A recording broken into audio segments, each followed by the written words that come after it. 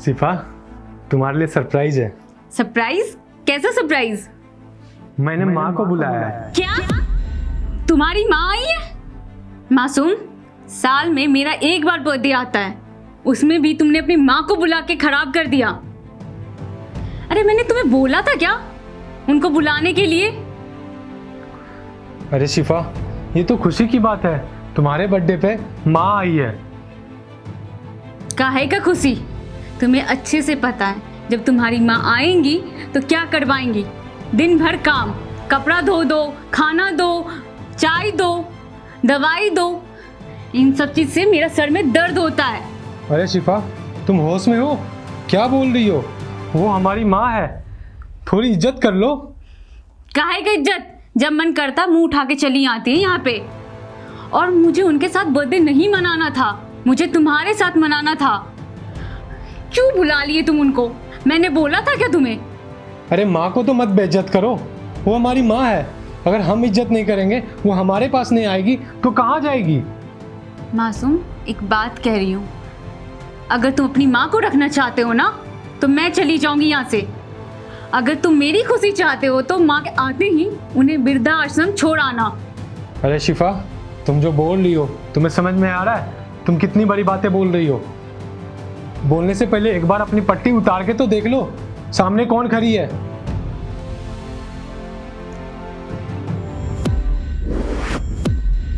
अरे माँ, आप कब आई? और मासूम, तुमने बताया नहीं कि माँ आई है। मैं तो कब से बोल रहा था कि माँ है, माँ है, लेकिन तुम समझी कहाँ? अरे आप बोलो ना जो पहले बोल रही थी। देखा माँ किस तरह से ये करती है। अरे मैं पहले भी बताया था कि तुम्हारी बेटी बिल्कुल बदतमीज है, मेरी माँ का बिल्कुल कदर नहीं करती, मेरी माँ को बेइज्जत करते रहती है। अरे तुम्हें मेरी माँ से क्या प्रॉब्लम है? क्या बिगाड़ा है मेरी माँ ने तुम्हारा? इतनी नफरत करती हो?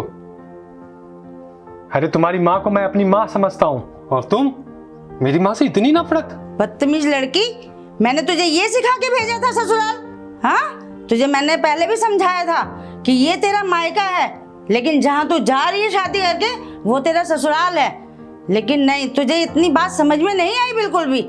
और ये मेरा दामाद, इतना अच्छा दामाद मिला है मुझे, और इस दामाद ने कभी भी तेरी माँ में और अपनी माँ में फर्क नहीं समझा। लेकिन तू उसकी माँ को वृद्धाश्रम में छोड़ने जा रही थी। अगर तेरी माँ को कोई वृद्धाश्रम में छोड़ा है तो तू जी पाएगी? माँ, माफ कर दो, मैं मानती हूँ मैं इनकी माँ के साथ बहुत गलत करती थी।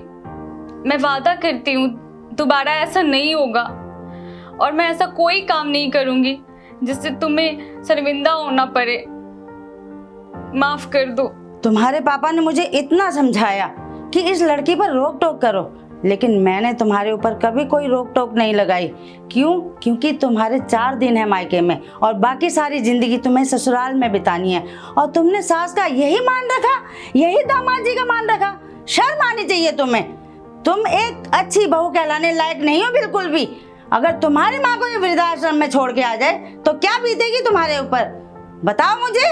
यही समझाया था मैंने तुम्हें, लेकिन नहीं, तुमने कभी मेरी बात नहीं समझी और तुमने मेरी नाक दामाद जी के सामने कटवा दी।